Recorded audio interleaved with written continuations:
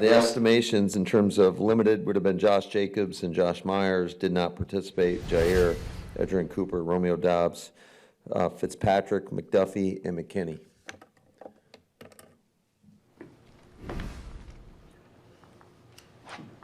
Something wrong with Xavier? No, it was a personal matter. He'll be back this evening. Has Leo made any progress through any of the steps of He's still in the protocol. Just not a football question, but how's he doing? He's out at the walkthrough we just had, and he seems to be doing all right. So nothing but walkthroughs today. Is that a difficult trade-off as a coach when you want to get stuff accomplished, but you can't do it like you might want to? Yeah, but it's the same for both teams, and I'm pretty sure, I don't know what Miami was doing, but my experience in this league, most teams, that's just the way you go about it on a Thursday night game, and we'll move around a little bit tomorrow, and but all the prep is in, all the game plan is in at this point. Now it's just the fine tweaking that we may do as coaches, and really trying to detail it up for our players over the next 48 hours. You had success this last year. You had a win on Sunday, then one on Thanksgiving, that quick turnaround. Anything you kind of learned from that experience that you carried over to this year in terms of how to navigate such a short week? Yeah, we made some tweaks to our Thursday schedule a year ago, and we did the same thing this year in terms of copied that schedule from last year, and I think it afforded us an opportunity to kind of get the plan in a little bit quicker for the players, puts a little bit more stress on us as coaches in terms of our preparation, our process, but I thought it was beneficial to our players. Usually the benefit of going through all this on a short week is you get the long weekend after, which is not the case. That is not the case. You're very observant, Ryan. Schedule. Okay. How does that change or affect or influence anything Thursday night? It's the circumstances. It is what it is. It affects nothing, and it doesn't matter. So you just pour everything into this game and then worry about everything after that. I would say it's more of a strain. It's a strain on our players, certainly physically, because you don't have as much time to recover after your typical Thursday game into your next week. But we've got some stuff set up for them in terms of just giving them a little bit more time away from us as coaches, at least the next 2 days after, before we bring them back in. So, but as coaches, it's on to the next. So I hope our guys get some sleep tonight. Matt, a guy named Joe Barry's got them defending the run pretty well. What are your thoughts about their defense in that regard? Yeah, I think their defense is outstanding. I think they do a great job in multiple areas, whether it's defending the pass. It's really tough to get explosive plays on them. They're very good in the red zone, third down. So I think it's just a very sound system. They do a great job, and they have a lot of variations to it. So I think Anthony Weaver and his staff, Joe B. obviously has been a big help, I'm sure, to him. And but Weaver's done a heck of a job down there, and they've got talented players and good scheme. So it's going to be quite the challenge. Back to the injuries, with McDuffie and Cooper ailing, you got some concern there depth-wise for Thursday, or? Yeah, absolutely. As a play caller, you've got all the elements, starting with Jordan, to have the big play offense you do. The pass protection has been outstanding, and the receivers, obviously. What's the process like of wanting to maximize that, but always incorporating the underneath stuff and making sure that he has those outlets at the same time? Well, I think you first, from my perspective, is you really try to attack a defense and try to find areas that you feel like they're susceptible, and then you go after that. But every game's a different week in terms of just how we're going to attack somebody and where the matchups may lie. So you just got to be flexible. You got to try to attack what you see, and you kind of want to predict what you think, how a team might attack you as well. That helps you put in better scheme and concepts for whatever it is you're going to see on game day. If the defense is susceptible deep, do you still need to incorporate the underneath stuff, or is it just build the game plan to go downfield against them? Yeah, I think it's I mean, it just depends on the situation, I would tell you. It's not like you're going to take a shot every time you drop back to pass.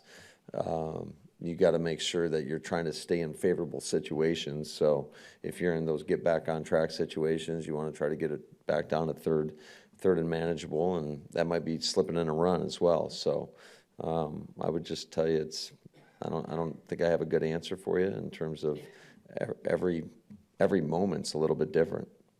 Has been playing really well the last couple of weeks. Aside from obviously the health factor, how different a player is he than when y'all last saw him a couple of years ago?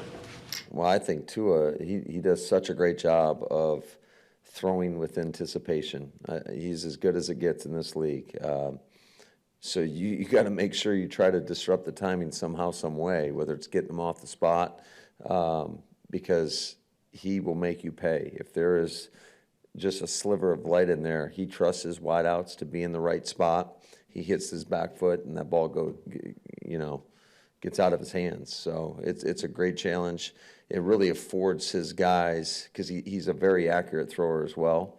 So when the ball is coming out as quick as it does with him, and he puts it on the money, it gives those guys an opportunity to run after catch. And we all know the speed that these guys have. It's unlike probably any team in the National Football League. You're running the ball more than you have in previous years. Is that because of Josh Jacobs or a byproduct of having Josh Jacobs and it's working? Well, you always try to do whatever's working, Bill. But I don't know. I think it's all encompassing. It's just how we best feel like we can move the ball at times. It's still got a ton of confidence in our pass game. I'm a quarterback guy by nature, so it can be a struggle at times to not want to drop back all the time. But I think you got to do what you think is best, and you always want to try to, at least me, philosophically, I'd like to stay as balanced as possible. Certainly, some games you're going to run it more. Some games you might have to throw it more. A lot of that could be dictated by the circumstance in terms of what the score is, what are the conditions out, and but for me personally, I think it's best when you can stay as balanced as possible. Now, whether it be the run or the pass, what have you seen from the offensive line and kind of their contributions to that with what they've done here in the middle part of the season? Yeah, I think there's been a lot of great moments. I think they've been battling. I think we've gotten better in terms of playing with better pad level and more physicality. That's something that we've definitely been stressing and working on, especially whether it's in walkthrough drills, whatever it may be. Just that pad level is critical in playing with great fundamentals. I think that it always starts, whether you're offensive lineman, quarterback, receiver, defensive back. I mean, it all starts with your fundamentals, and so that's something we've definitely been harping on. So if Cooper and McDuffie can't play, Hopper, I would assume, has to play to some degree. And how ready do you think he is? I thought in the snaps that he went in for last week, I thought he did a nice job, and I think he's shown progress, and that progress has been seen in practice. It always starts there, and that gives us confidence to put him in the game. And I thought just the way he went out there and competed, I thought it was at a high level. Sunday night, second quarter, you're down in the 10, and you get the 49ers into 12 men on the field back-to-back. How much does that have to do with your substitutions? Well, I don't think they were happy about because I do believe we subbed, and they still allowed us to jump the ball, which is a rarity. So, yeah, it obviously was favorable in that situation. Now, we got to do a better job of getting lined up and having that urgency to get lined up. But, it was one of those that doesn't happen very often. Do you think that could happen in that scenario, or is there something you saw there necessarily? Yeah, that's all Jordan, just seeing a substitution and then getting us to the line of scrimmage. Matt, you said you spent time on the Dolphins during your bye week. I'm wondering how the short week preparation is affected by it being an uncommon opponent. Last year it was obviously Detroit, who you played earlier in the year already. And does Mike's offense look enough like yours that it makes it a little bit easier for Jeff's guys? No, I think it can be quite a bit different. So, but I do think that just gave us an opportunity to get ahead because, I mean, time is so valuable and you just don't have a lot of time on these short weeks. And yeah, our whole staff did. And not only that, but like, I think anytime you're the play caller, it's harder to jump ahead. So the rest of our staff was kind of working ahead Friday, Saturday of last week, just kind of laying the groundwork for our coordinators, for myself, so that we can kind of hit the ground running right after the game. Now, you mentioned their speed. I mean, I know you feel good about your guys in the back end, but how big of a challenge is that to deal with? It's extremely hard. I mean, those guys, you just got to be on top of it at all times, because if you give them a step, I mean, they're capable of taking it. And we've seen too many clips, and I've shown some to our squad, just of whether it's Tyreek or Waddle or their backs, Mostert, A-Chain, they can all, they've got explosive playmaking ability.